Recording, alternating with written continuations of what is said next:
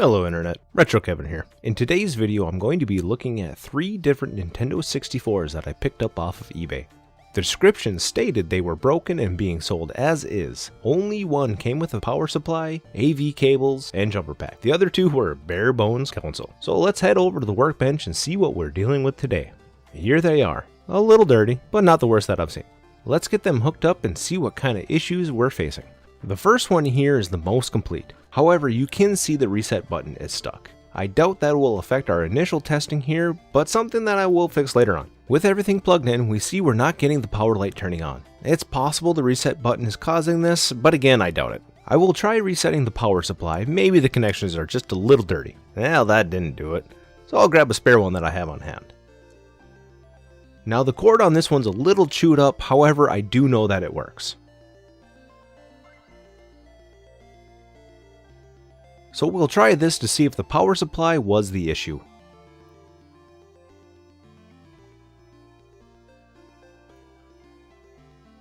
Red power light turns on, that's a good sign. And here we have video. I'll test it further later on to make sure that everything else works as it should. Until then, I'll take the jumper pack out, use it for testing on the other consoles.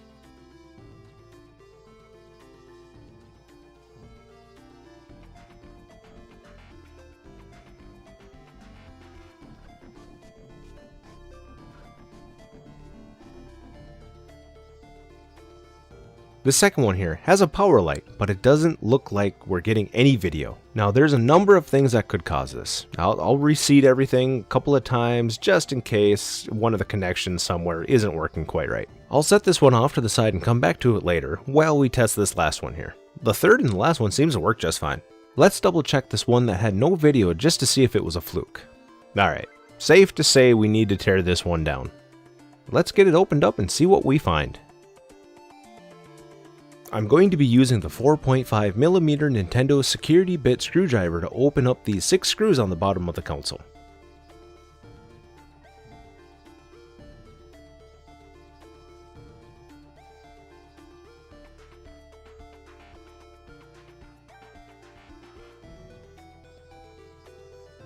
Now that it's opened up, I'll set the top off to the side, and this will be torn down later for a deeper clean.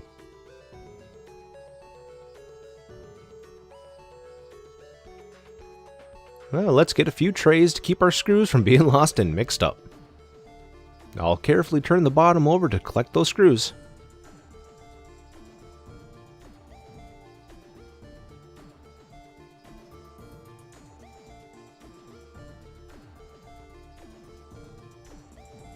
Now I don't need to remove this other leg, but I want to see what's making it stick. Oh my. I don't even know what this is. However, it does smell petroleum based.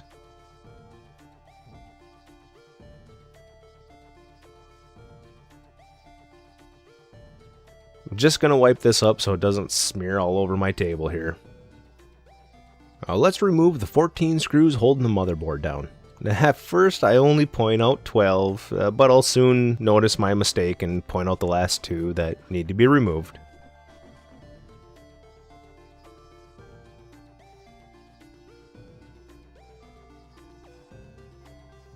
While doing this, it is good to take note the differences of the screws.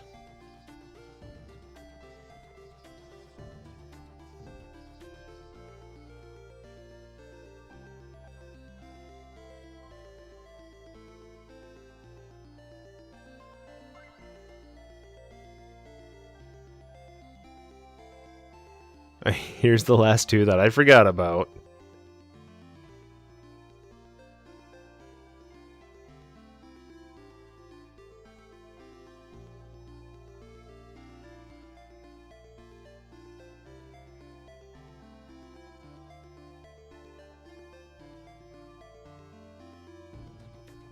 I'm going to remove the bottom heat shield.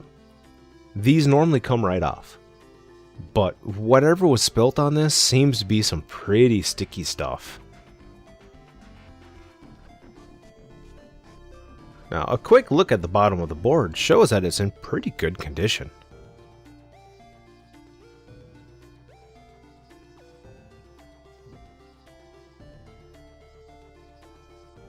But this part looks pretty gnarly. Again with that same petroleum smelling stuff. This will be set off to the side with the rest to be deep cleaned at a later date. I'll also set these 2 trays of screws off to the side so nothing happens to them. To get full access to the board, we'll now just remove the remaining screws. There's really nothing hidden here, so I'm just going to get right to it. All of the screws on the top of this heatsink are on there really good. They don't normally put up this much of a fight. I tried a few different size screwdrivers just to see which one fit better so that I wouldn't strip them out. However, I did go back to the original screwdriver as it was the best fit that I had on hand. Now, this last one is in there really good. Now this is one of my last resorts. I'm going to use a heat gun on the lowest setting to help get that screw out.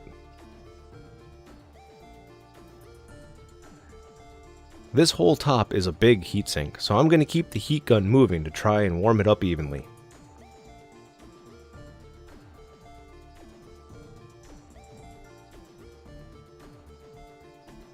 Finally! After removing the heatsink plates, I'm going to take a look over the board to see if there's any corrosion or anything else that just doesn't look right. At first glance, it doesn't look bad at all. There's a little bit of dust and stuff, but nothing that's popping out as an issue.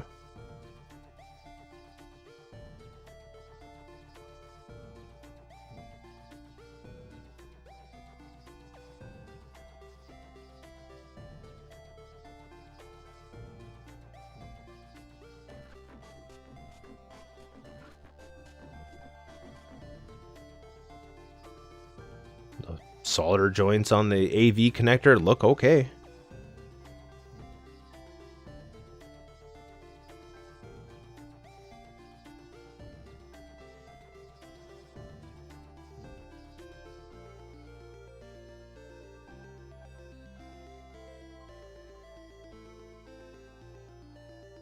The cart connector looks fine too.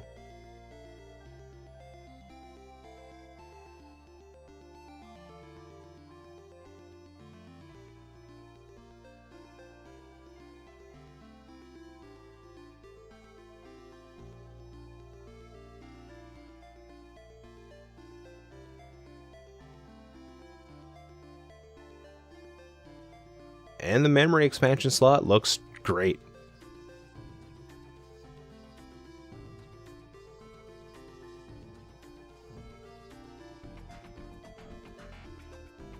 Alright, right here is where I start to notice a potential issue. Some of the pins on the RC chip look a little corroded. Now this chip is in charge of both audio and video, so it is very likely that this is the culprit.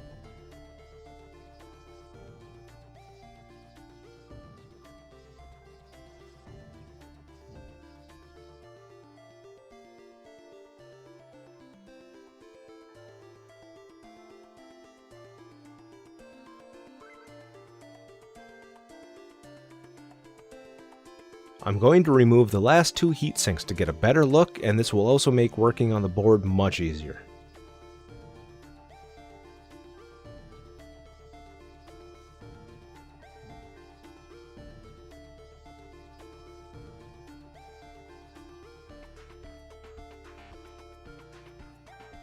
Before going forward, I'm going to clean up the board with some electrical contact cleaner and a toothbrush.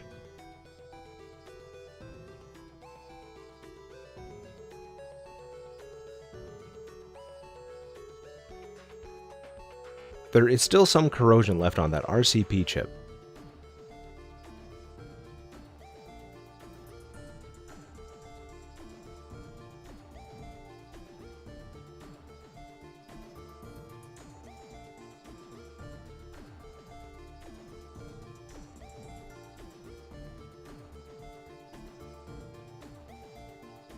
My first step will be to just try and reflow the solder with some flux and a heat gun.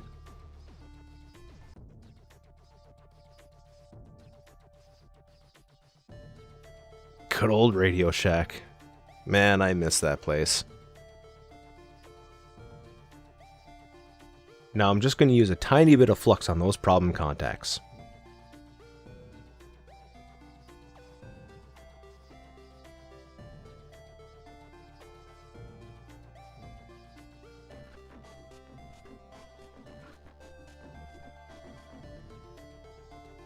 Again, the heat gun is going to be on the lowest setting.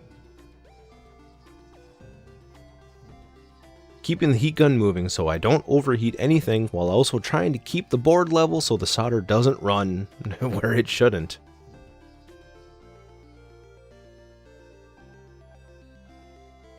After about a minute or so, I'll let the board cool down, clean it again with some more contact cleaner. I'm not going to bother putting it all back together for the test. I'm going to be careful and not leave it on for too long as there are no heat sinks on it. If this doesn't work, I will break out the soldering iron and really get at those pins.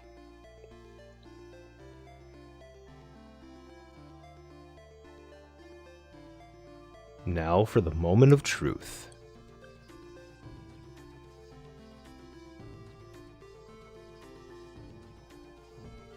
We have video! Alright. So in today's video, we saw how I was able to take an N64 with no video, identify the issue, and fix it with very little soldering knowledge or skill involved. I believe this is something anyone who has the right tools and time can accomplish. On an ending note, I've noticed that most people who watch my videos are not subscribed. If you liked the video and if you would like to see more content like this, please do subscribe, comment, and like, as it will help out me and the channel quite a lot. Thanks again for watching, and I'll see you next time.